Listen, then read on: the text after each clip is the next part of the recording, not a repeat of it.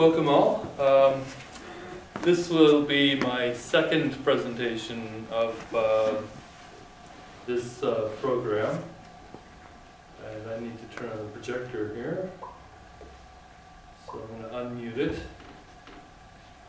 there's our first slide. So this presentation is going to be focusing on providing an explanation of what it means, this Climate Smart Food program, and how it works and what it really means. The essential part is, as Meta mentioned, building soil carbon to maintain soil health and improve the factors related to soil water, nutrient retention, and structure. As a result, I've actually been developing this program, including also a protocol for what some have been calling climate smart soils. And that means encouraging active management of soils for food producing ecosystems that result in soil carbon increases over time. So the program and the protocols essentially work like this.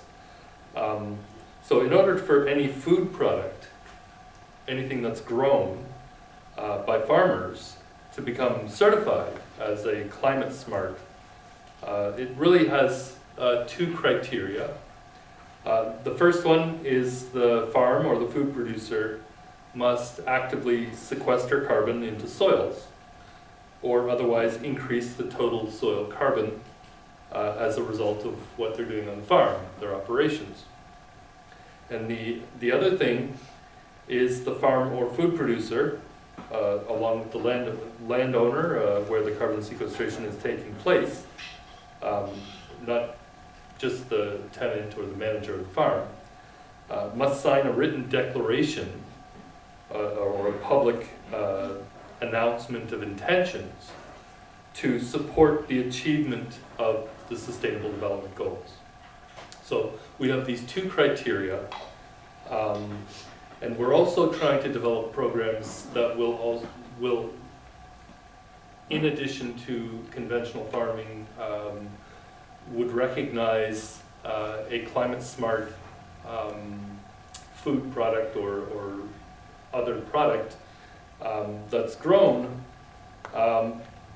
within a soilless production system. So let's say a vertical farm that's using hydroponics. So like greenhouses and even aquaponics systems that may not have a soil base. So these type of operators could potentially purchase soil carbon sequestration credits, let's say, or sequester carbon in other types of systems. For instance, I had a conversation with a vertical farm operator out of Montreal who had suggested that because they were better than, in terms of efficiency and total CO2 emissions, better than conventional, let's say, farmer that's using a conventional tillage system, that they should get carbon credits for that. But the program I'm actually putting together for the Climate Smart Food certification would recognize only the carbon that is actually sequestered, and such that they could sequester that carbon somewhere else. So for instance, there's been some research and actually developing different products in Europe where they are putting something like charcoal or biochar into concrete products or wall or building materials and sequestering carbon in that way. So rather than simply just putting the carbon into soils, they're sequestering that carbon somewhere else. Actually, maybe I should ask firsthand, who here has some knowledge or has heard about biochar before? Just Just here, yeah, okay. So just to give a little bit of a background, Meta mentioned quickly, I am the president of Biochar Ontario, which is a non-profit quasi-industry association, we're environmental industry association, I should say. So we're focused on biochar and the development of this sector of the economy. And so biochar is essentially agricultural charcoal. So biochar is charcoal that's produced in a certain way that's beneficial to soils. And so most people probably have done barbecuing on a barbecue in charcoal, like real charcoal. And so essentially biochar is that charcoal, but then it's produced in a specific way to be beneficial within soil. So it's a soil amendment. When you burn charcoal, or it's called charcoal when you burn it, but if you don't burn it, that same material, if placed into soils, the soil scientists call it biochar. So when I mentioned biochar in the presentation, that's essentially what it is. Charcoal is essentially pure carbon, 90-some% carbon. So the plant material, when a plant grows using photosynthesis, it takes carbon dioxide from the air, combines it with water. The magic photosynthesis creates carbohydrates, which become the building blocks of the plant. So we're taking carbon from the air, or plants are taking carbon from the air, and building their structure. So lignin and the other building blocks of plants come from CO2. That's how plants sequester and pull back carbon from the atmosphere. So when we turn any biomass, any living material, plant material, wood, or other, let's say farm byproducts, like corn stover or wheat chaff or whatever we're turning into biochar or charcoal, what we're essentially doing is turning that carbon that's been sequestered from the atmosphere by the plants into a solid. And then we can take that solid carbon that is the charcoal and put it into the soils to benefit the soils. So you had a question? Yes. Why is it important to have charcoal or biochar in the soil? What? It actually. The plant takes it from the atmosphere. Why is it good to have it in the soil? The plant is taking carbon dioxide from the atmosphere. Yes. So that's photosynthesis turns that into carbohydrates, which is essentially sugars, which are formed into chains that create all of the building blocks of the plant. So you're taking carbon dioxide, which is the oxide of carbon, and you're turning it when you pyrolyze something. When you pyrolyze the plant materials, you're turning it back into charcoal, which is just the carbon portion. You're re-releasing the oxygen. But the charcoal for soils has a number of benefits, both structurally as well as from a chemical point of view. Because charcoal is very porous, so you've probably heard of activated carbon. So activated carbon is essentially charcoal that's been treated in a secondary step to activate it. They call it activation. It means increasing the porosity by probably a factor of 10. So charcoal, or biochar, is unactivated charcoal. It's the feedstock that creates activated carbon. So you can actually also use coal. So the stuff we burn in coal-fired power plants, you can use coal to make activated carbon, but you can also use biochar or charcoal to make activated carbon, and a lot of it actually is.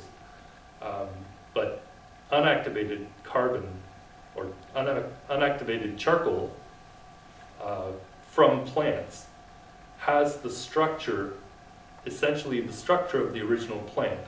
So if you have the vascular bundles of the plant and the lignin and the cellulose and the hemicellulose structure of the plant and the cells, those get solidified into these carbon structures. And so the porosity is actually very high already. It's not really high like activated carbon, but it's fairly high. And that means it has a very high surface area. So that high surface area, if the biochar is produced properly, has what they call, it has three essential properties. It has a pH, and that can alter the soil pH in a positive or negative way, depending on the pH of the biochar you're putting in and the needs of the plants in terms of the pH. And that's a function of the amount of ash that's in the feedstock.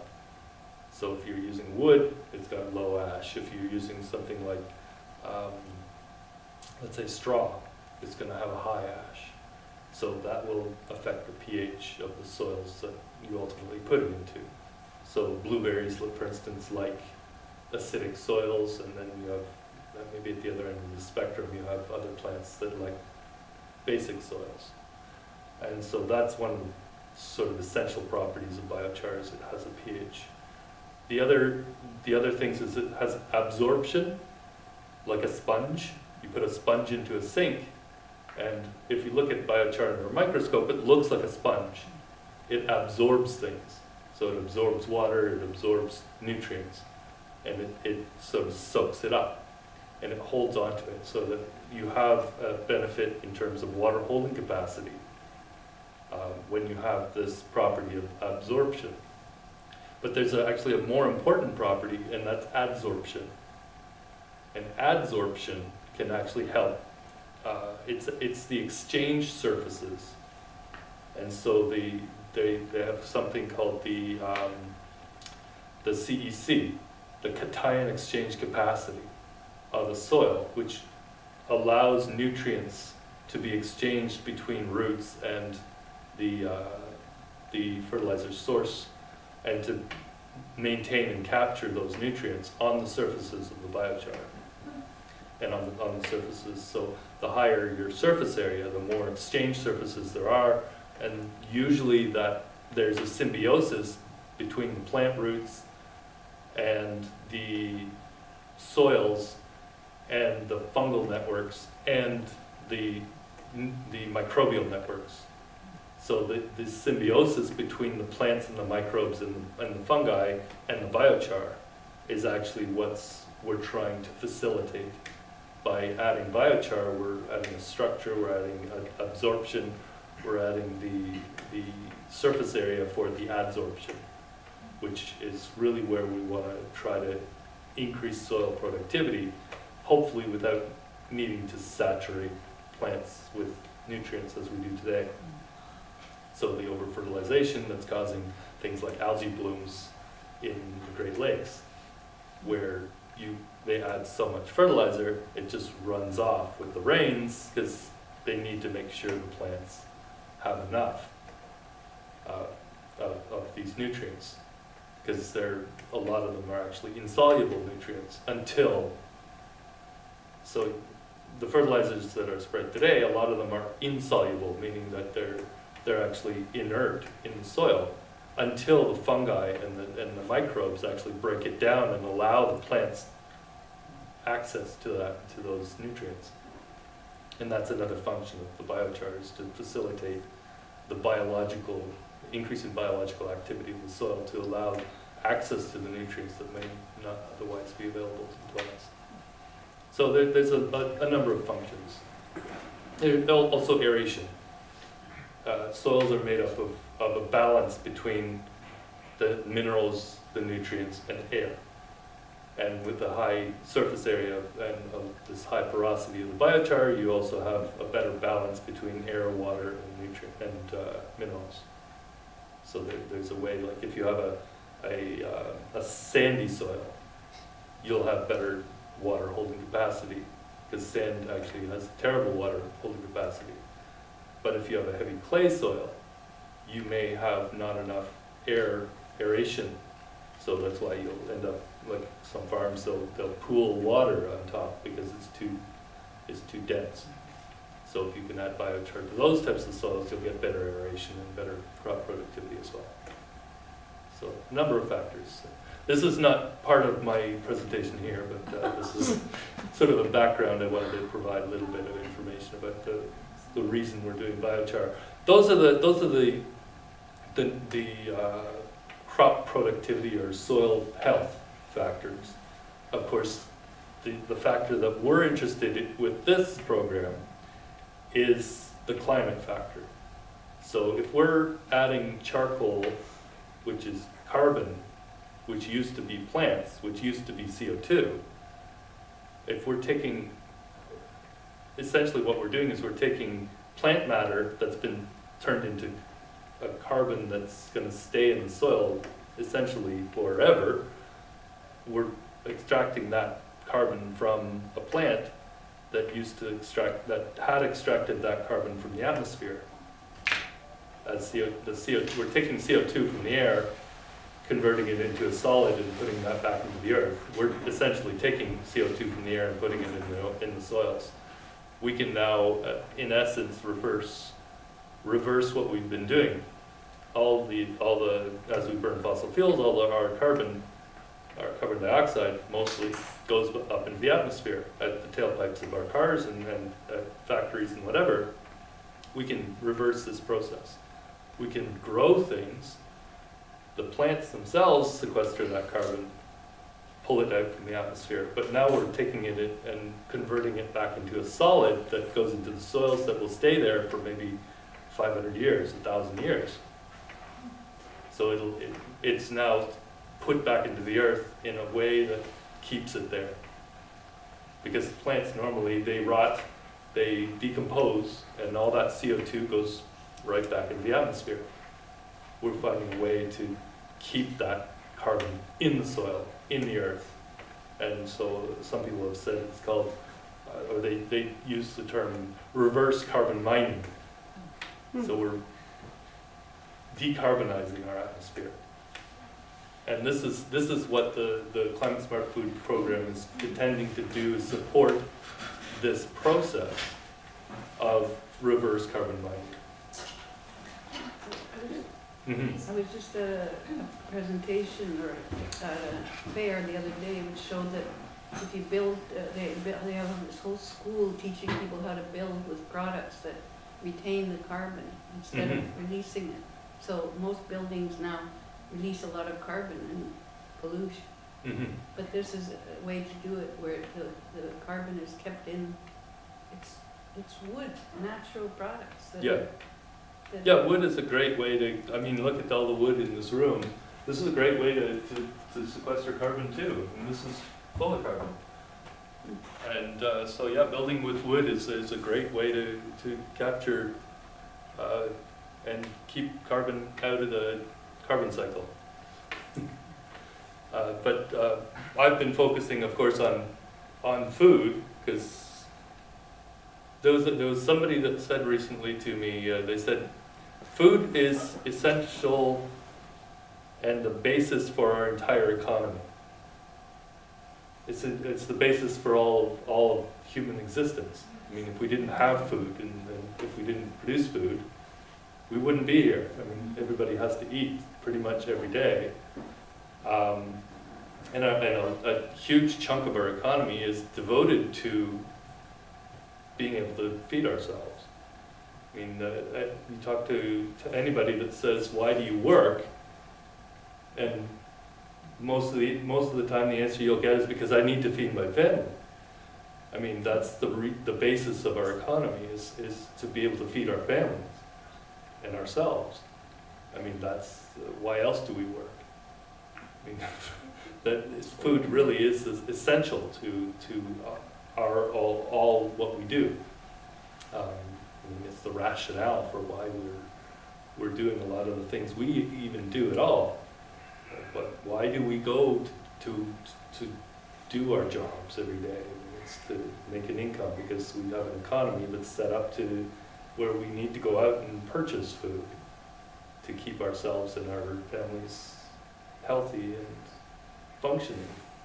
So, I mean, my focus is to try to actually, and this program is designed to leverage the food system to sequester carbon, and to take that carbon and increase productivity of the food system, while at the same time pulling down carbon from the atmosphere. So this is the idea behind the program that I've been putting together. So this is, let's see, this is how I do it. Oops. I think I need the keyboard to advance this. Let's see. Yeah, there we go. So, I'm going to just move a little bit here. So I had, in the previous slide, of course, mentioned the Sustainable Development Goals. So there are 17 goals. These were actually ratified by, I think, about 192 countries around the world in 2016. Or 2015, sorry, late 2015, I think August 2015, by the United Nations and by pretty much every country in the world had ratified to achieve these goals. So the 17 goals are something that every government on earth has said, yes, we're going to try to achieve these. And they want to achieve these goals by 2030, so that's something like 14 years away, or less. So what our Climate Smart Food program is trying to do is support the achievement of these goals. All of them, ideally, but we're going to focus on a few of them. We're going to particularly focus on goal number 2, which is called Zero Hunger, because that's the goal by 2030, is that there should be zero hunger for all people on Earth. We should also target goal number 13, climate action, because that's what our program is designed to do, is to address action on mitigating and adapting to climate change. Somehow, we have to deal with this issue. So this is why we tried to develop the program to leverage the food system to deal with these two issues, to try to help every country on Earth, the United Nations, and every government to achieve these goals. So anybody, so whether it's a company, an organization, a government, a farmer, a landowner, who could participate in this Climate Smart Food program,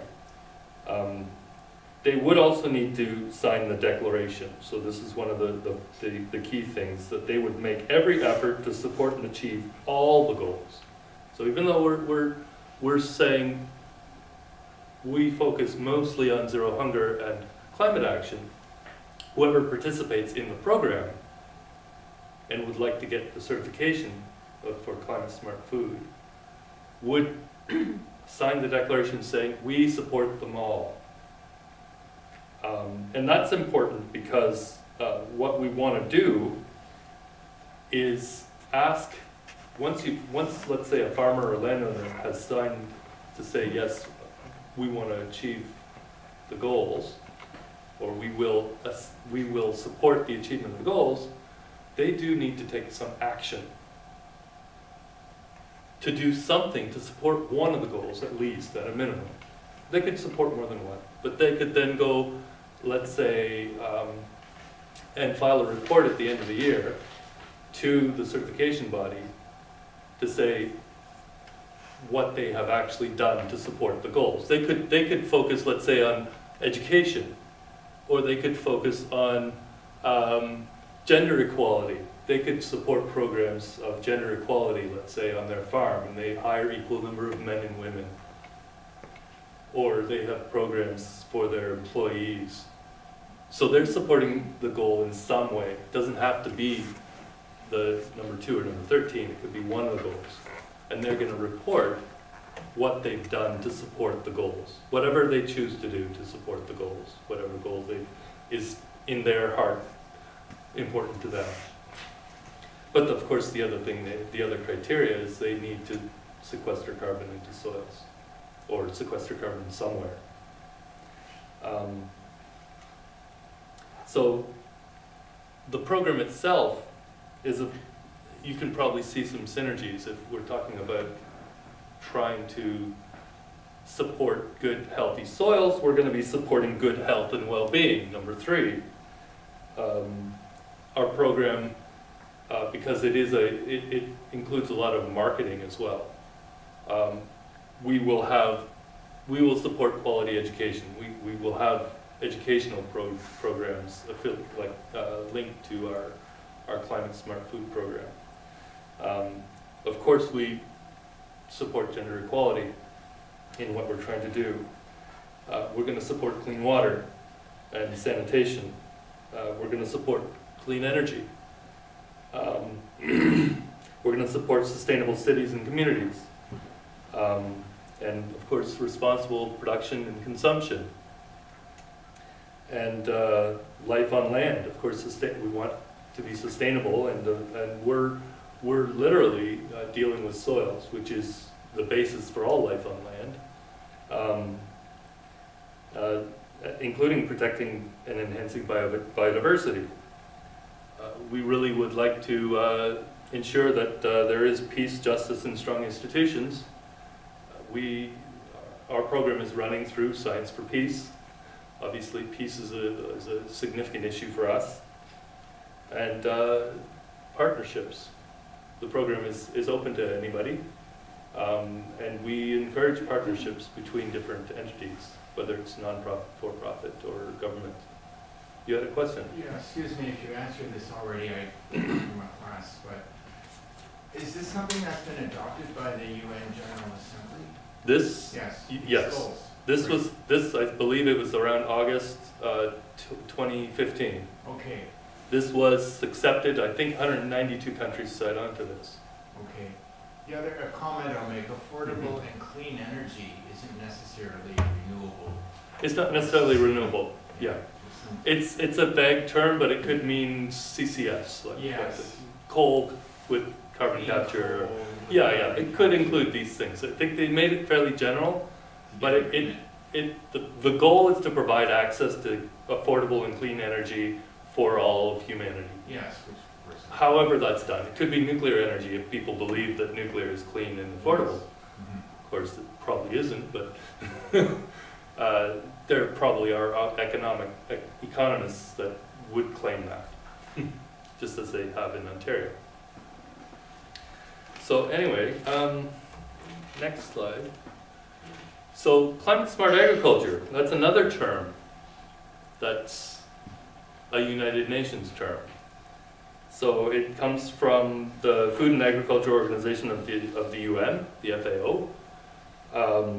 And it's was originally developed as an idea. It was presented at the Hague Conference on Agriculture and Food Security in 2010. And they define it as an approach to developing the technical, policy, and investment conditions to achieve sustainable agricultural development for food security under climate change. So again, we're borrowing a United Nations term, climate smart, which they've been using for years in places like Africa, where they're encouraging farmers to adopt climate smart agricultural practices. So the idea is, it is an approach designed to identify and operationalize sustainable agricultural development within the explicit parameters of climate change. And it's designed to identify and operationalize sustainable agricultural development. The UN says that achieving the transformations required for the climate smart agriculture and meeting their multiple objective requires an integrated approach that is responsive to specific local conditions. And it will require coordination across agricultural sectors, including crops and livestock and forestry and fisheries, and even other sectors, like renewable energy, sustainable water systems, and they want to capitalize on these synergies and try to reduce the trade-offs and optimize also the use of natural resources and ecosystem services. So again, the UN has defined this as they say, quote unquote, an approach to identify production systems that can best respond to the impacts of climate change and adjust these systems to suit local environmental conditions, both now and in the future, and help transform agricultural systems to support sustainable development and food security in a changing climate. So within the North American and Canadian, and specifically Ontario context, the Climate Smart Food Certification Program is intended to focus mainly on the last of the integrated priorities, so reducing greenhouse gases and sequestering carbon into soils or into agroecosystems. Since there's so many other programs that are already in place in the Canadian and Ontario context that can and will address issues of productivity of farms, as well as income, as well as even adaptation of farmers to climate change. The adoption of the Climate Smart Food Program is really what we want to focus on, trying to enable farmers and landowners and other areas of concern related to food production to gain income from switching their practices. So we can now encourage the producers, the food producers, food, feed, fiber, fuel, and fodder producers, whatever they're growing on their farm, to, if we can work through the carbon markets, and in Ontario, the cap and trade system, that pile of money that I have heard recently is approaching $1 billion in the bank in Ontario alone, to start actually, through a carbon market, paying farmers to actively sequester this carbon into soils and manage their carbon and reduce, so we can, and the Climate Smart Food Program is intended to recognize that. So, you know, it's something like, if you think of organic certification, the Climate Smart Food Program would certify that this farmer is actually sequestering carbon. They are doing it, and it can be measured, because all we need to do is a soil test. And the soil test costs the farmer maybe $40 a year. They do a soil test once, they see the carbon's gone up year over year, it's higher than last year. We can measure that. We can then certify that farm, like we certified our organic farm, we certified their farm as being climate smart. Now the farmer can go to the carbon market and say, I want to get paid for the carbon I've sequestered.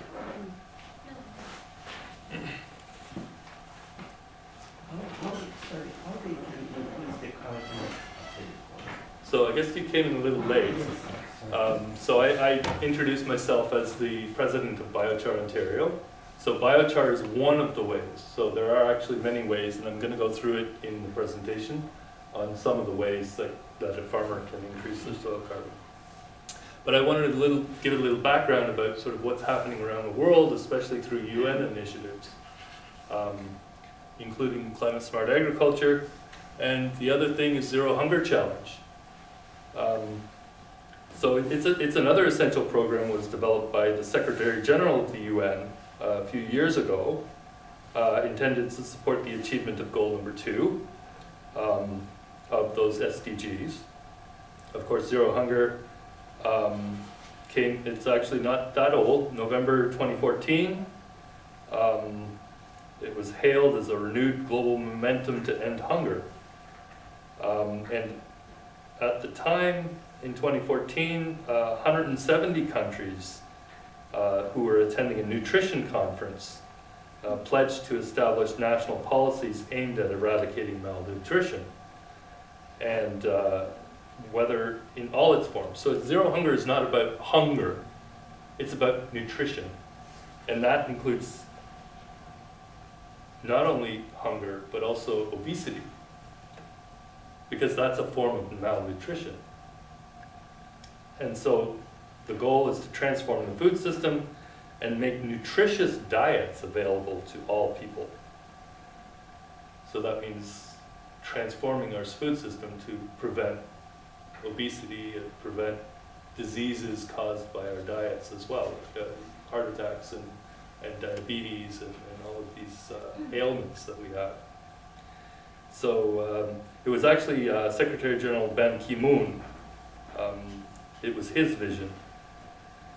And so the first people to commit to the Zero Hunger Challenge were actually the Prime Minister of the Netherlands and the Foreign Affairs Minister of Ireland and the Secretary of Social Development for Mexico. So these are countries that have pledged to try to achieve these things. So they're working with the FAO and the International IFAD, I forget what the name IFAD stands for, but they're working with the World Food Program. And they're really focused on local food systems for food security and nutrition. So investing in relocalization of food toward achieving sustainability outcomes. So of course working to end hunger, but also these other forms of malnutrition, and trying to also achieve sustainability. And really it's about human rights as well. They want to ensure and enable all people to realize their right to adequate and nutritious food, and that's the main goal. So I'm not sure if Canada has signed on to this. I'm not following this program in detail, but there are partnerships developing all over the world to try to support these goals. And our program would also, of course, support this initiative. And then moving ahead to another concept, climate smart soils. Of course, soils are integral to the function of all terrestrial ecosystems and to the global food and fiber production. But as sort of mentioned already, it's also an overlooked aspect is their potential to mitigate these greenhouse gases. And although proven practices exist, the implementation of soil-based greenhouse gas mitigation activities are still at an early stage. So accurately quantifying these emissions and the reductions still remains a little bit of a challenge. But new research is happening all the time, published every year. I believe I'm affiliated also with the International Biochar Initiative, and I think the number of publications went up when I first joined, probably back in 2008. There were maybe a dozen publications that year, and the following year there were probably 100, and then the following year there were probably 500, and then it's up to well over 1,000 a year publications and research into these types of things, into this type of looking at biochar as a lever. So there are a number of greenhouse gas policies and actions that can be taken, and this is actually answering your question about what are the different things that can be done to help to increase. So biochar is in there. It's one of the many things that can be done to increase soil carbon. So they list in this particular slide, this comes from Dr. Johannes Lehmann at Cornell University, this particular slide shows 8 different practices there, and there's probably more. But those are the 8 essential practices for increasing soil carbon. So this is really outlining, and it's not a pretty slide, there's so much text, but the Climate Smart Food Program and the factors that I would recommend to ensure a total net increase in soil carbon. So we want to create a certification. So we need to develop protocols, and these would be applied by farmers and land managers and would result in the issuance of a certificate of compliance, let's say, for whatever they're growing that's produced on that farm, and that would be applied throughout the supply chain. So the criteria for certification would be, of course, a verified increase in the total soil carbon of whatever land is growing the food. As I said, it could be a controlled environment system, and where the carbon may have been sequestered into something else. They could be putting their carbon into the structure of their, maybe under their parking lot. We don't know where they're going to put the carbon, but they just need to show that they put the carbon somewhere. So of course, in the case of a farm, the total soil carbon can easily be measured using just a standard soil carbon test, and it would be done by a certified independent third-party laboratory. It would ensure that samples are randomized and taken from the land in the appropriate manner and not adulterated or in some way. So again, third-party certification, independently verified. And then once that happens and the farmer has shown that yes, they have an increase in soil carbon this year compared to last year, you would issue a certificate of compliance to that farm or landowner that their soil has been increased. And then, to get the certificate, as I said earlier, that landowner also needs to sign this written declaration supporting the achievement of the Sustainable Development Goals. So you have a quick question? Yeah, okay, quick. So I can see the farmer does something good for a number of years, gets certified, They'll have to be recertified every single year. Yeah, but then after that, he withdraws from the program and does things that then later lead to the decrease of that carbon. Well, but in the meantime, he's collected that money for the buildup, but it This- has to stay. The protocol for climate smart food is certifying that the farmer in that year has indeed increased their soil carbon. So it allows the farmer or landowner to go to the carbon market to get paid for their carbon credits. The Climate Smart Food Program does not include payment for the carbon. The carbon market, let's say the Ontario Cap and Trade Program in our instance, would be the one to actually pay the farmer. All we're doing is certifying that farm and allowing them to then go to the market and say, yes, we've been certified by the Climate Smart Food Program, and they basically get an automatic pass that they can get paid for their carbon. But it would be the protocols under the Cap and Trade Program or whatever the carbon market is that would determine whether how much that farmer is going to get paid, whether they're even going to get paid, because maybe they are losing that carbon Later. because they've withdrawn. So the carbon market will have to determine whether or not they will have to pay back that money, because that's one of the difficulties with conventional, all these cases. Sorry. Most of these cases here, all of them do sequester carbon, but only if they are actually actively implemented every year. The one technology that's different, biochar, it stays forever. You put it in the soils, it's there. Even if you change your agricultural practices and you're not doing no-till anymore, or you're not doing cover crops anymore, or you're not doing one of these organic amendments. If you're not doing it, you're not increasing the other way, your biochar is still there. That's one of the powerful things about biochar. You, quickly? You only get paid, you only get certified if it goes up in. You only get certified by the Climate Smart Food Program if it actually goes up year over year. Does the amount you get paid for it?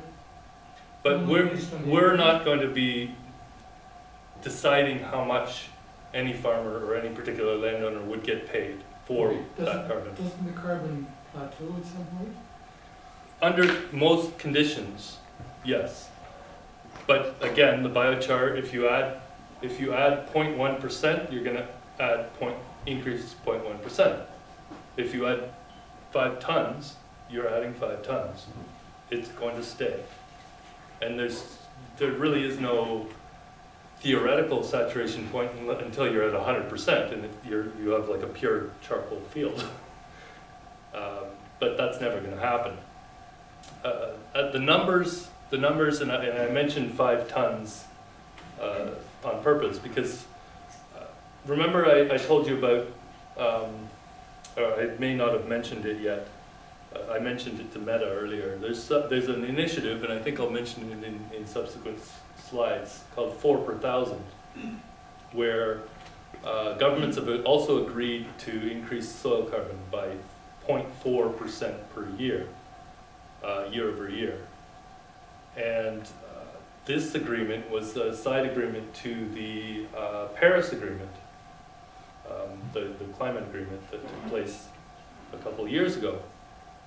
And that 0.4% increase in soil carbon is really difficult to achieve. Because I've done the calculations with biochar. Even though biochar is almost pure carbon, you can add about 5 metric tons of charcoal, which is probably enough charcoal to fill this room to about this height, per hectare of land. So if you have 100 hectares of land, you would be putting down 5,000 tons of carbon on your land. That's a massive amount of carbon. If you think about 5,000 tons, that would increase soil carbon by about 0.08% in the top, I think in the top 15 centimeters of soil. You have to be tilled in, or? Well, there's different practices, but I mean, that's just a theoretical amount, 5 tons per hectare. Where they can get the char?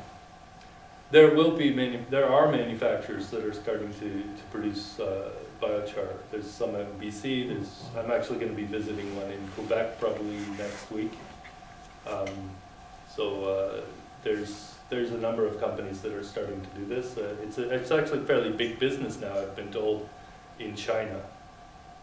So they're doing this without any real protocols or certification or anything like that. They're just doing it because it's good for their agriculture.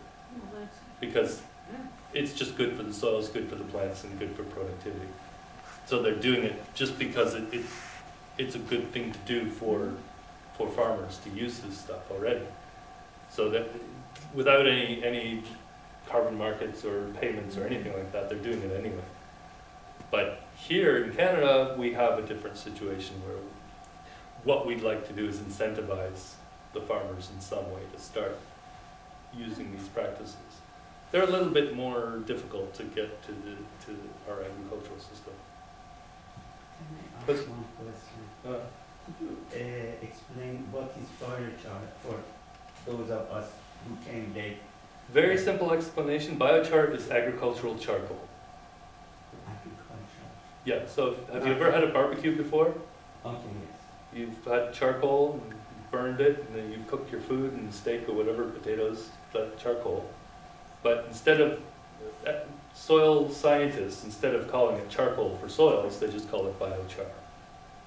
It's biologically derived charcoal, is what the short, if you extended the name, biochar. So biologically derived charcoal. That And those who produce that, how they can produce? There's several bioenergy processes actually. So most bioenergy processes that use either gasification or pyrolysis There's also something called hydrothermal carbonization, which is another bioenergy process, but most of them use either pyrolysis or gasification. And the byproduct of that bioenergy process is charcoal. But they actually are producing within different regimes within the reactors that produce the bioenergy, and produce different quality of biochar. So if you have, let's say, the same feedstock, let's say you're using wood waste as your feedstock and you're producing electricity, but you have a gasification system in one hand, and then you have with the same feedstock and another system that has a pyrolysis system. And they're actually at different temperature regimes. The gasification system is really efficient, high temperature, but may produce a really low quality biochar. Whereas the pyrolysis system may be a little less efficient, will still produce electricity or heat, like combined heat and power, but may have a higher quality biochar. That biochar is worth more on the market, and they may actually make more income. There's economics to the whole system, so when they put together these things. So anyway, I was on this slide. So I've done a little bit of research on this. Mostly what we're trying to do is try to create programs that recognize the soil carbon. Oops, that's my phone. Turn that off. So again, supporting the Sustainable Development Goals. So landowners, farmers need to sign this declaration, clearly stating that in order to get the certification, they must support, uphold, attempt to implement programs and policies that will help them and their employees, their suppliers, and customers achieve these goals. So the exact wording of the declaration hasn't been worked out yet, but this is essentially what we would implement. So this would need to be witnessed, countersigned by relevant authorities who are overseeing the Climate Smart certification program, wherever the land resides. And a copy of the declaration would be posted both on the website of that authority and also displayed on the premises of the landowner. Sort of like when you have a restaurant that would have to put up their notice that they passed inspection. Would be out there for people to see, so people know that this farm, this land has been certified. And of course, would all be traceable. So whatever is being grown on that farm would be traced back to that particular piece of land. So the traceability aspect of the program is very important. So together we take the two criteria of ensuring a net increase in soil carbon from whether it's farmers, land managers.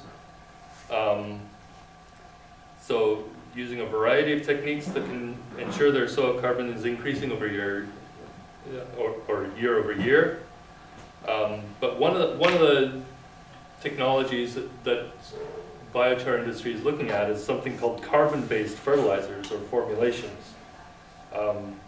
So most of these are biochar-based. We call them NPKC fertilizers. So NPK is nitrogen, phosphorus, potassium. Those are the essential nutrients for plants. If you combine a carbon with that, you have a carbon-based fertilizer. And so this is where we see the potential for farmers to switch over their formulations so when they apply fertilizers to their farm, instead of using conventional fertilizers, they're using a carbon-based fertilizer. And that will essentially ensure and guarantee that they can get this certification. As long as the carbon that's part of the carbon-based fertilizer is not fossil fuel or fossil carbon.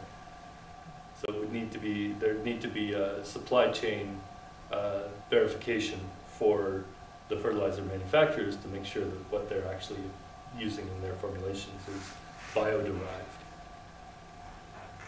So once the SDG declaration has been signed by the farmer, final certification of the physical land resources are made. So it's not about the actual products that are produced, it's about the land and whatever's produced on that land. It could be corn, it could be soybeans, it could be wheat, it could be whatever they're producing. Again, third-party verification of the soil carbon, and it's a yearly, once a year, farmer goes in, measures their soil carbon. If they've already signed their declaration the year previous, they don't need to sign it again, obviously, so that can continue. So all food, feed, fodder, fiber, and even could be potentially biofuel that is produced on this certified land can be labeled with this Climate Smart logo and other branding. And then all of this Climate Smart certified food, feed, fodder, fiber, or fuel products from the land can be sold at other locations and again traceable back to the original production acreage. So we're looking at programs of traceability as a strong component. Of course, we'll need to set up a network of certified approved testing laboratories. So I've seen prices actually as low as $10 to do these soil tests for soil carbon.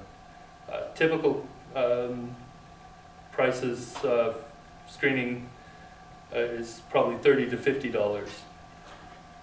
But of course,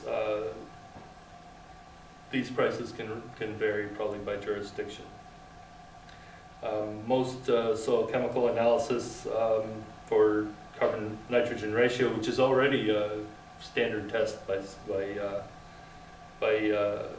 farmers, that they need to do this pretty much every year anyway, and also measurement of soil organic matter, or OM, might be good enough as a starting point. So tests that are already being done by the farmer. So you could even consider that this additional is not really additional because they're already doing these things. So we're looking at total organic matter or total carbon. We're not just looking, let's say, if you add biochar, we're not trying to weed out the biochar because they may be doing different practices and different, all simultaneously, and it adds different types of carbon to their soil. Can you buy this? Could you buy this soil in a bag? Yeah, well, I'm actually going to get to this. So this is just an overview of sort of the different bodies for certification that already exist in Canada. So this would be a new carbon smart food system. We're going to need to develop, of course, the protocols and the standards. We'd like to maybe start here in Ontario, or at least, of course, here in Canada. So we'll likely be talking with one of these existing organizations, or maybe all of them. So of course, the text for the protocols, we'll need some templates for that. So we are trying to put together a climate smart food consulting group right now. I'll be traveling to Montreal tomorrow, actually, to begin those discussions with some of the people there. But of course, we'll probably need at least one of these bodies to say, yes, this is something that is reasonable and we want this to happen, either in Ontario or in Canada. And we'll need some experts and managers to work with us to develop this. So this is sort of the outcome. So the Climate Smart Food Consulting Group that we're putting together, as I mentioned, we'll be discussing these protocols and certification schemes. So for soil-based agriculture, This will be the easiest one. This is also the most dominant food production system we have, is soil-based. But also, as I said, for soilless agriculture. So vertical farming, controlled environment agriculture, in other words, greenhouses. So as we shift again toward urban agriculture and other types of systems in and around cities, we'll have protocols for that as well. And the outcome of the program is not just the creation of these protocols to allow for certification of climate smart food, but also the development of these logos and symbols and branding. So together with a marketing campaign as well. So consumers can recognize this symbology. Just as you look at a can of something on your supermarket shelf and you see the organic label, you should be able to see something on the shelf in your supermarket and recognize this is certified climate smart. And it's a way of driving the market for these types of products and driving the producers to start using these practices. And so we're leveraging the food system to sequester carbon and deal with climate change. So the end result will be, we want this applied to all food, all fodder, all feed, all fiber, all biofuels, grown using these climate smart methods. So they should get this sort of stamp of approval, which allow them to market their products this way. And it can be done either independently or in conjunction with various other food certification schemes. So you could have organic climate smart, or climate smart organic food, or kosher, or halal, or fair trade, or biodynamic, or whatever you want on your food. You can label and have climate smart, non-GMO, naturally grown, bird-friendly, farm fresh, vegan, grass-fed, responsibly grown, whatever. So we're not overlapping, we're complementary to these other certification streams. Of course, we want in our ideal situation, and this is what I've done in this slide, we'd love to see a special climate smart section of the supermarket, just like they have a special organic section of the supermarket. We would like also our goal, if farmers are going to be paid for sequestering carbon into their soils and for changing their management practices for soils, the ideal situation would be that the food sold in the climate smart section of the supermarket should be less expensive. At least less expensive than organic food, but maybe even less expensive than conventional food. Because the farmer's getting paid extra for doing this. So the result should be that climate smart food is the default choice for consumers, because they should know that this is the cheapest food, at least for the pocketbook issue. So rather than, unlike organic food, where you go to the organic section expecting that the price is going to be higher, because, oh, well, it's organic. I mean, I know I'm going to be paying 20% more for it. Consumers should have it in their mind that I'm going to go to the climate smart section because I know it's cheaper. It's more affordable.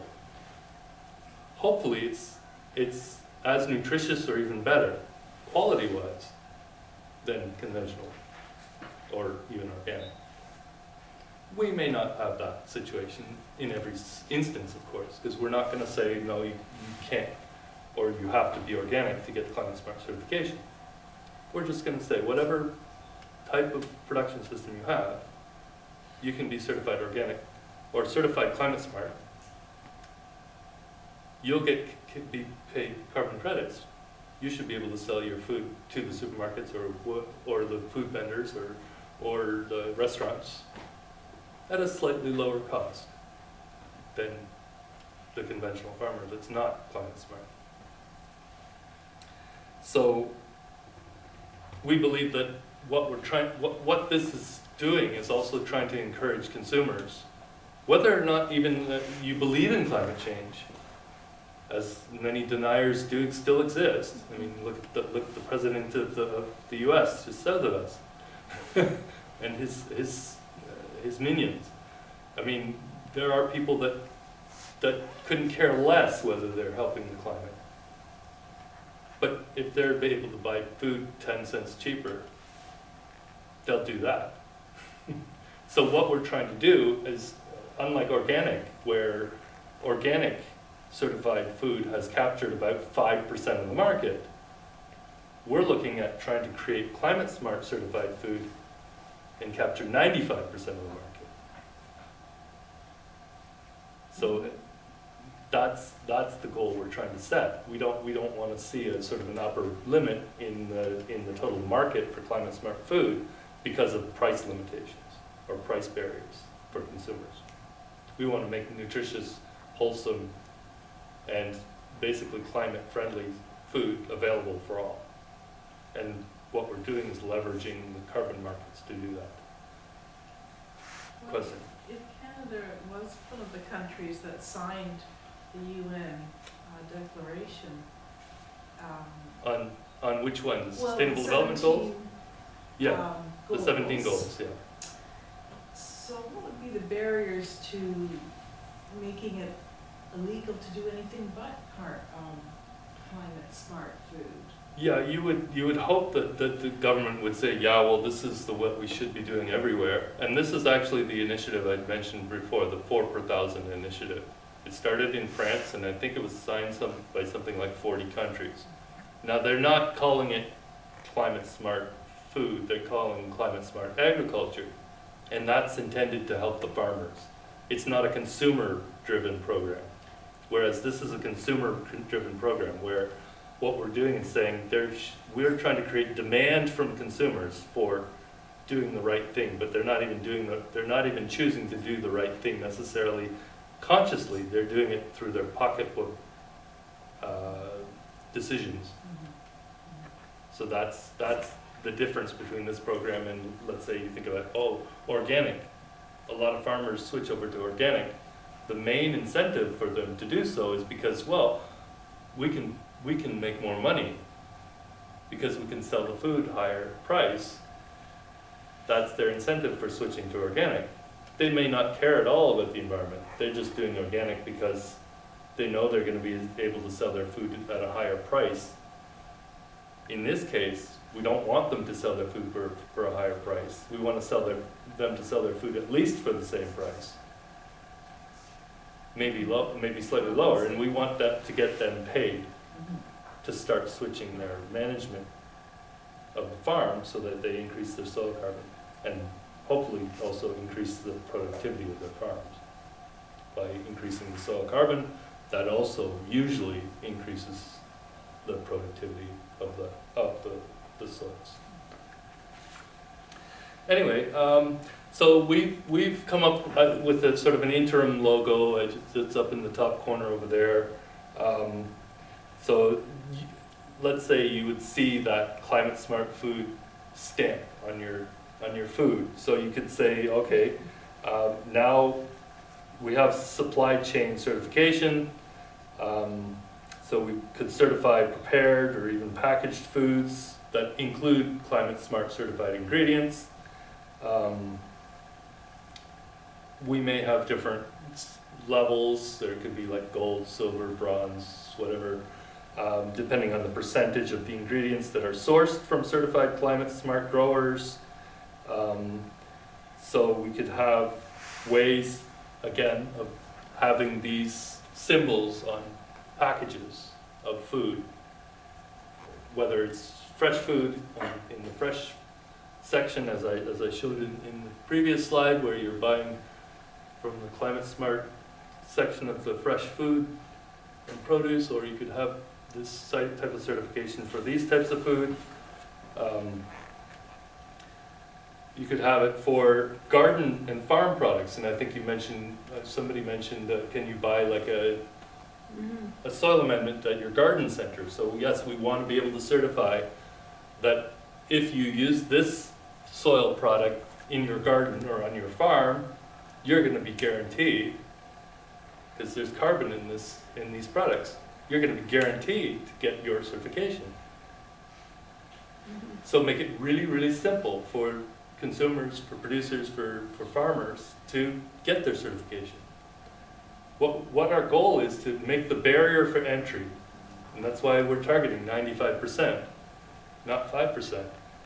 95% of our food should be certified as climate smart, because we're going to make it as easy as possible for the farmers to get that certification.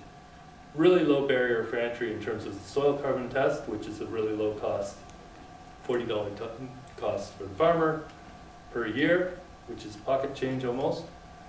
And the only other thing is they have to sign the declaration. Carbon-based products on the market, certified products out there, buy these products, you're pretty much guaranteed you're going to get your certification. So we're looking at supply chain issues, licensing suppliers of these types of growing products, whether they're fertilizers or these NPKC products, and of course third-party verification for all of this, licensing of the input products as climate smart certified. And then, of course, I think I briefly mentioned before, why not certify not just the products in your supermarket, but also the establishment serving food. So we can have a climate smart certified restaurant, or menu items that are certified climate smart. So we have different ways of certifying everything we eat, essentially. So there's a question back there. So I just wanted to understand, so you're saying those chicken farms that have all the chickens squashed in the farm, they never go outside, if they provided a feed that was carbon feed, like you just had the emblem there, those could be certified as good for the planet? Well, it would be certified as climate smart, but obviously they're going to start advertising themselves, probably. I mean, because it's the individual farms that will need to be certified. There are other issues, obviously. We're not saying they're friendly in every way. We're just providing a single certification Are they for really climate smart? climate smart, meaning they're sequestering carbon. They may not be able to get their carbon credits, maybe because the chickens are emitting methane, or cows or whatever. We're not going to decide how much they're going to get paid, or whether they're going to even get paid.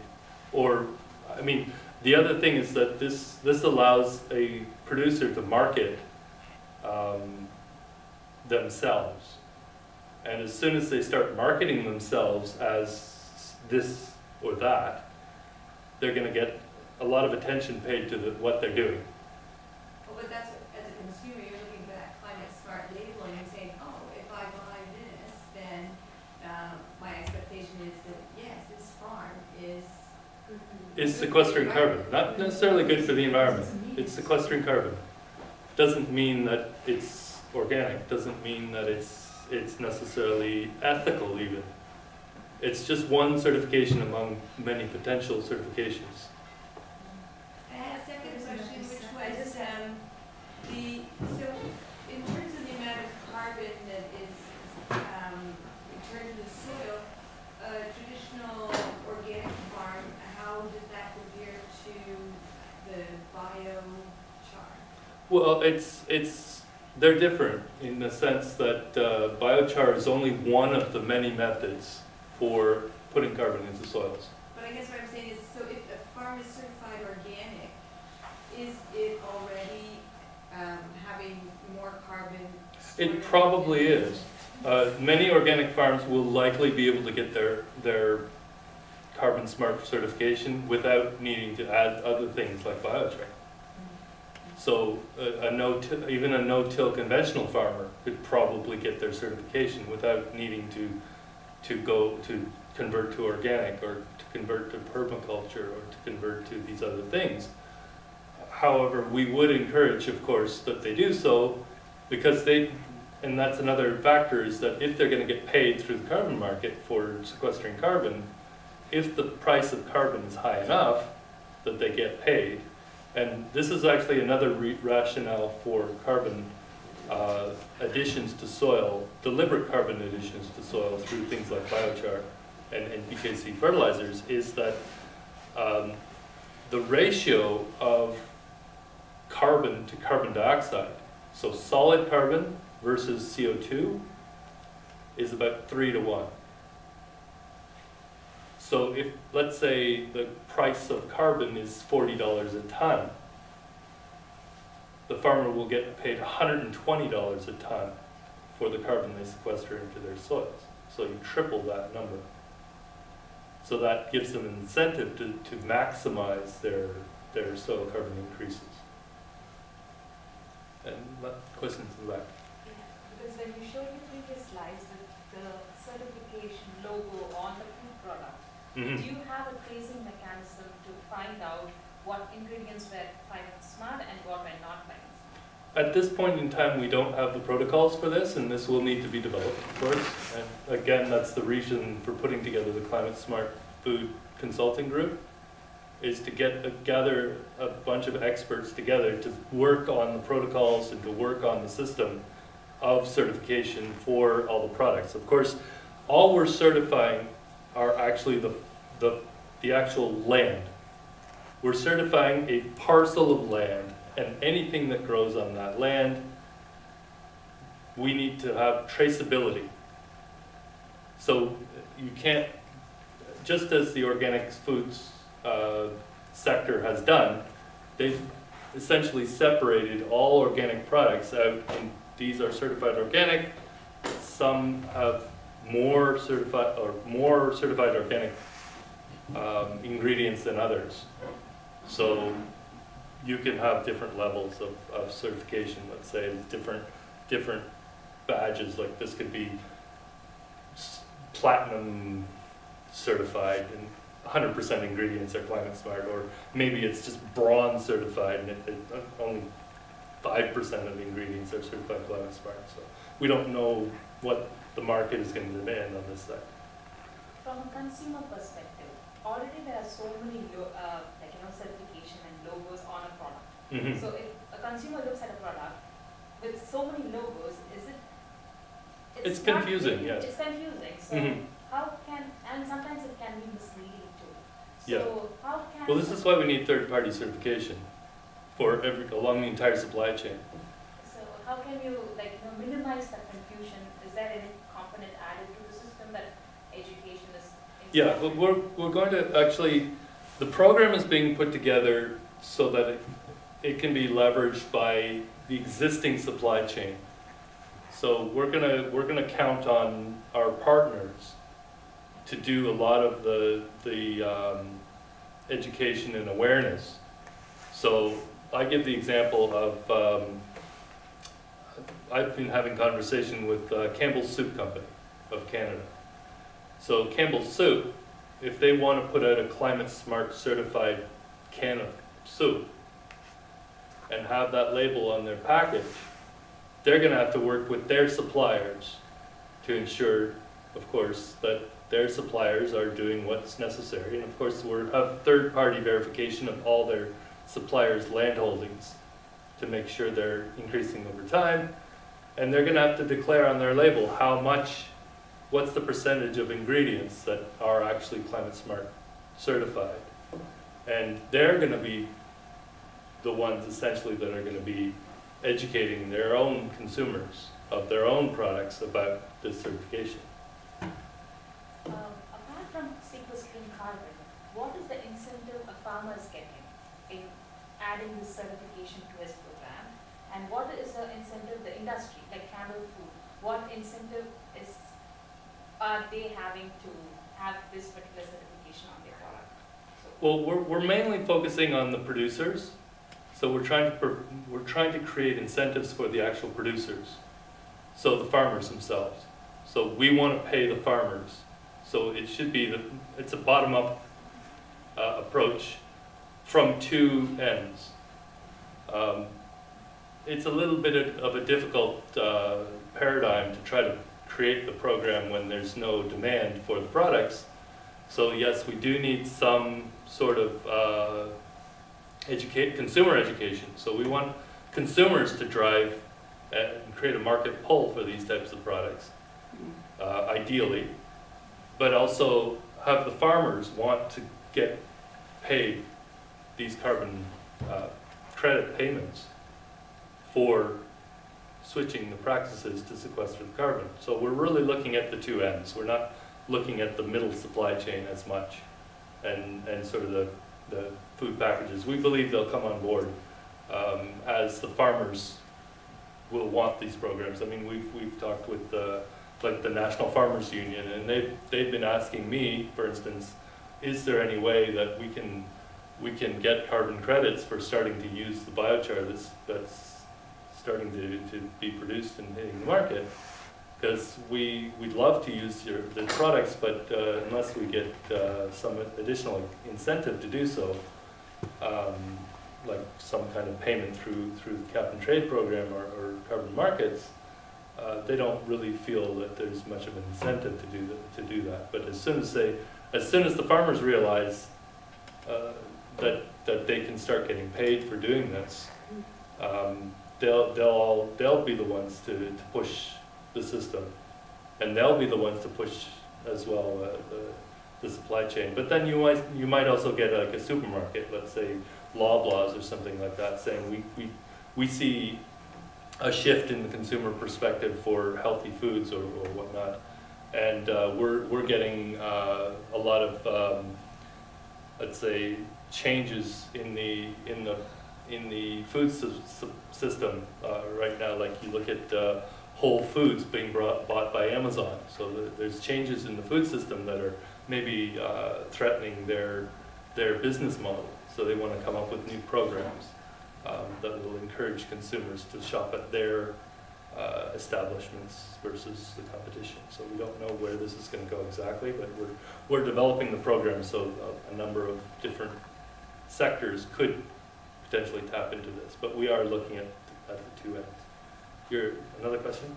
When you produce the biochar, are there emissions? Are there things that... When you produce biochar, roughly 50% of the carbon that was sequestered by the plant goes back up into CO2, and the other 50% is the solid carbon. And how does that compare when you just kind of plant and rotate the crops and till less? Well, when you let's say your crop waste, like raw biomass that has not been pyrolyzed, when you put that back and let's say till it back into the soil, almost 100% of that goes back up into CO2 over whether 1 to 3 to 5 years. It's almost 100%. As it just turns back into soil? It goes back into the CO2, back into the So it's atmosphere. not a permanent. That's the carbon cycle. It's the natural carbon cycle. Hold on a second. It's not permanent. No, it's not. It's not permanent carbon. No. Wait a minute. You're referring to something different. The soil that you can. The biochar is permanent. Well, biochar It's is the not other- permanent. It's got a half-life, and the half-life is anywhere between probably 250 years to 1,000 years. Well, Okay. that's quite a long time. Yeah. And that's the half-life. So, like, if you have a 500-year half-life on your biochar, you put biochar into the soils, 50% of it's still going to be there in 500 years. And then 25 is still there in 1,000 years. Another one more? Yeah, so you were saying that the difference in the carbon content in the soil is about 20%. Does that account for the differential from like the endogenous carbon in the biochar? Or is that factored into the increase in carbon at all? I'm not sure I understand the Well, for question. example, you're putting the biochar in the soil physically, which increases the carbon content by itself. Mhm. So is the 0.8% increase the factor of, you know, the collection of carbon from external sources, or is that just the biochar being present in the soil? I don't know what the number you're referring to. You said when you did the soil assay that the carbon in the soil increased by 0.8%. Oh, right, the The 0.08 actually. Oh, is it 0.08? Oh. Yeah. So less than 1%, less than 0.1% for 5 tons of biochar per 15 centimeters of soil over a hectare. I believe that was the number. Per year. Well, yeah, if you put 5 tons of biochar down, or 5 tons of carbon into soil over the top 15 centimeters of that soil, that's equivalent, roughly equivalent to 0.08% increase in soil carbon. So that's a function of the mass of soil, because soils are massive.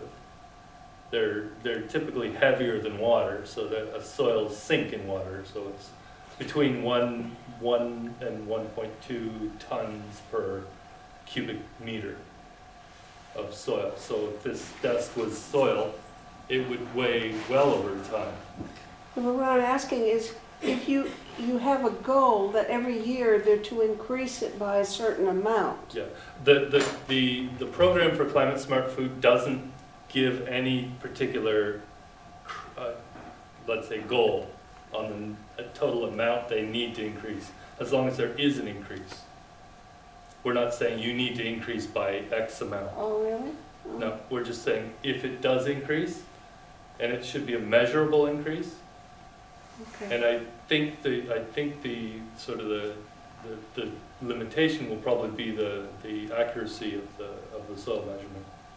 That's what my question is. How do you measure this increase? There's a number of soil carbon tests that are fairly well known by soil scientists, by farmers. There are criteria and protocols for doing this as well. And so actually one of the people that's potentially a member of our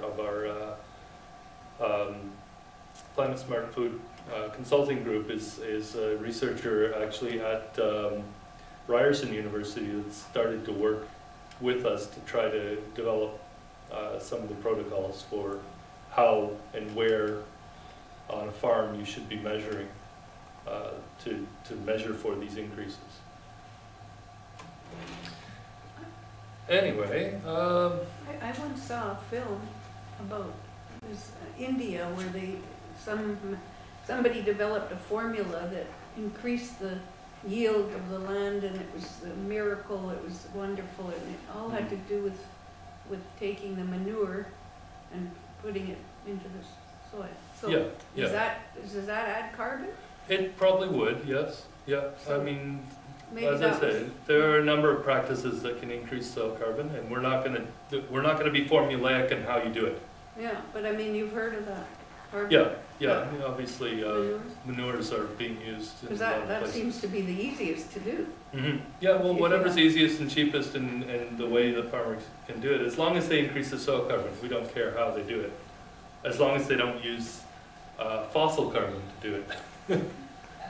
Just to answer her question, yes, it's a formulation based on cow dung and with 5 components from manure, like the urine and all, and it's called Panchakavya. What's that? It's called Panchakavya. Panchakavya. That's the formulation that she was mentioning. Oh, that's interesting. I've never heard of that one. Mm. Anyway, so what we're doing, so when it comes to the various farm and garden products, so to realize the potential for achieving sort of this new food sector, because that's essentially what we're trying to do, is sort of like, in a way, like organic. It's a separate sector of the food system. So we'll need certification, we'll need branding, we'll need a lot of products to be developed, tested, deployed into the marketplace. We're hoping, of course, that biochar will play a central role as sort of the feedstock of choice for the development of the various products, or carbon-based products. Since, of course, biochar to soils and added to a range of these soil amendments that farmers and land managers will use, again, will essentially guarantee that these increases in soil carbon will be achieved, and guaranteeing that products that they produce, and the food and the land that they're managing will have the Climate Smart Food certification. So there are challenges. Of course, we understand there are a number of challenges. So one sort of interesting obstacle, and I mentioned this researcher at the University of, or Ryerson University, is actually measuring soil carbon on a farm, which can be technically challenging. But again, the protocols and processes can help solve some of these issues.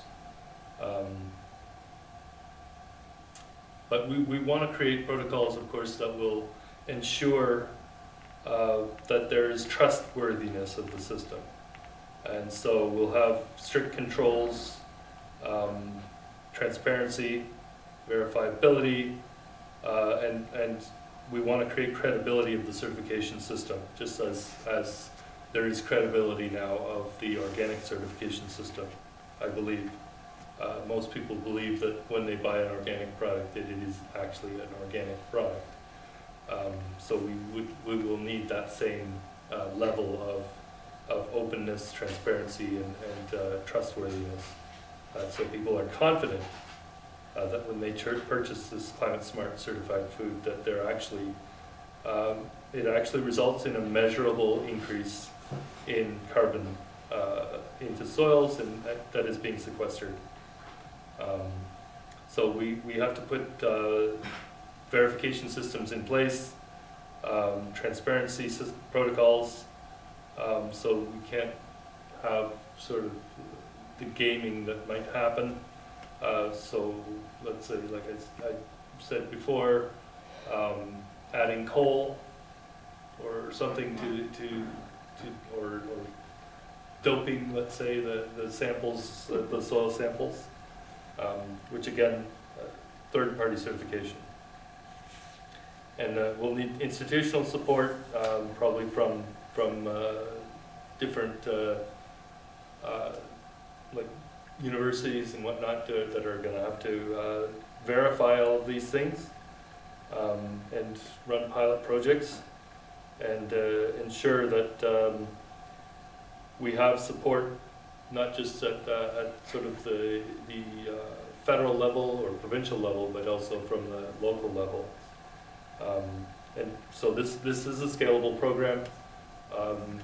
We could certify a single farm, or a single restaurant and a single product, or we can create a provincial program, or we could create a national program, or we could create an international program with this.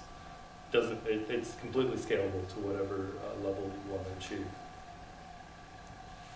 But of course, there's some institutional barriers to the smaller systems. What we're also trying to do is support the relocalization of food as well. So we could think about food sheds. So whether it's here in Southern Ontario or Europe or Southeast Asia or Latin America or Middle East or wherever. So we have scales of localization and regionalization of food production and distribution.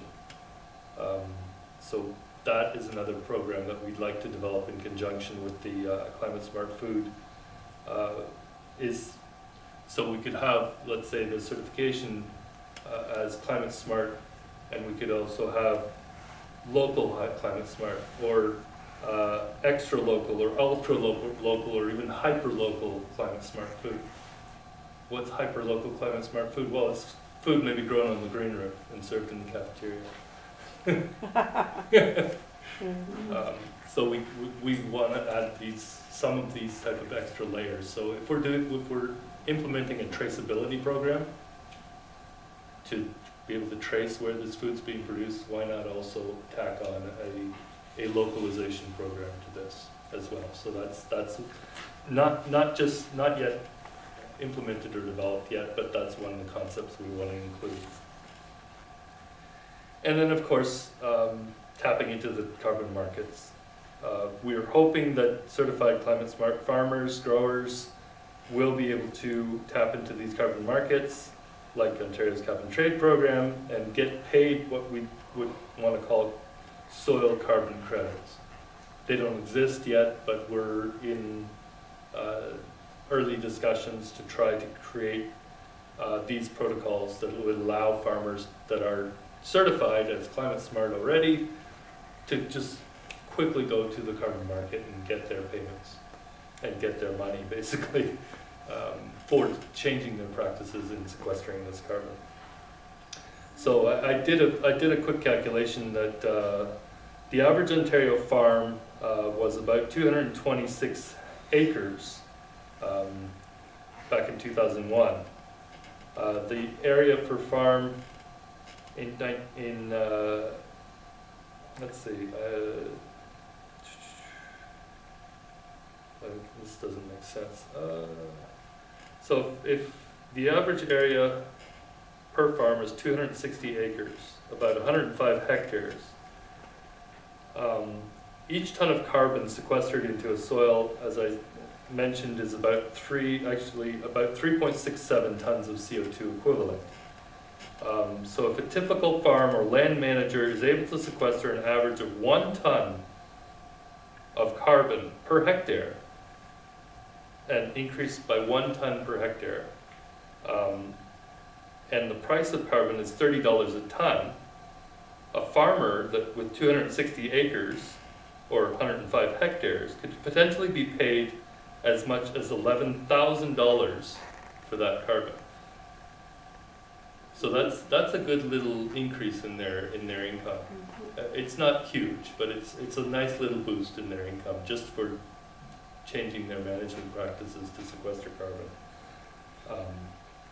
But that might be enough to offset any increased costs that may result in them changing their practices to sequester the carbon. Yeah. You have to sample every hectare? No, we would probably the protocols would set up to sample a farm. And it would probably be a randomized sampling by a third party that would probably go across the farm and sample in different places in a random sampling of the entire farm, and then average that. How many per hectare? We don't have the protocols in place yet. That's still to be developed. We're going to have to work with the agronomists and others to work on the protocols. If it is one. It's not just going to be a 1 sample per hectare or something like Well, that's going to affect the $110 by $40 soil test cost. Well, $40. No, you average. Let's say you have a 100-acre farm. You would take, let's say, 25 samples across that entire farm, put them all in a bucket, mix it up, and do 1 soil test. Oh. You don't do 40 soil tests, let's say, or 25 soil tests. You do 1. Unless you're saying you average the results. Yeah, you average the results, meaning that you average the. You're averaging the input. Yeah. You're not taking different tests. The protocols have not been developed yet, but that would be the ideal. The situation would be there'd be 1 soil test, but you'd have a protocol for how and where and whatever you do to measure that to ensure that it's an average and not you're adding biochar to that hectare and you're not touching the rest, and then you only sample on that hectare. So that would be cheating, right? You need to ensure that verification is in there. So to get the payment for these farmers and landowners, it's not up to the certification. All we're doing is certifying. It would be done under, let's say, the Ontario Cap and Trade program, and it would be a policy of the Cap and Trade program to recognize the Climate Smart certification and actually develop their own protocols to provide the payments to the farmers at whatever price they're willing to pay. They may even be willing to pay farmers more because they understand that there are maybe some other costs in changing their management practices that maybe the farmers will have identified by the time they're ready to run these programs. They'll say, well, we need to change our tractors because we need to be able to add the biochar, and it needs this new contraption that needs to be added to the back of the tractor, and it's going to cost us an extra X number of dollars, and we need a little bit more incentive on our carbon payments. So, but that's a political issue and a negotiation they'll have to make. So all we're essentially doing is trying to create it's essentially a voluntary program for carbon credit payments to land managers, sort of like the programs like VCS, the Verified Carbon Standard, which is another voluntary greenhouse gas program, or the Gold Standard, which there was a few years ago, there was actually a attempt at creating a biochar offset protocol.